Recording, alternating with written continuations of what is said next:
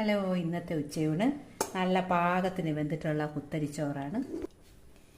ഇത് നെത്തോലി നമ്മൾ മുള്ളൊക്കെ കളഞ്ഞിട്ട് ഇത് തോരനായിട്ട് വെച്ചതാണ്.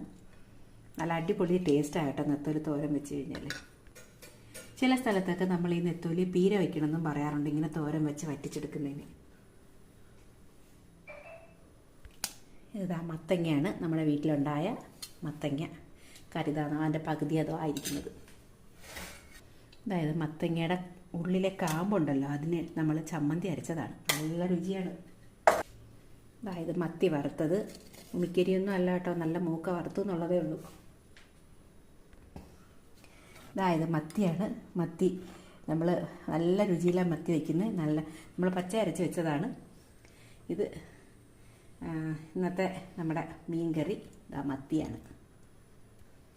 ഇതായത് പുളിശ്ശേരി, വെള്ളരിക്കയിട്ട് വെച്ച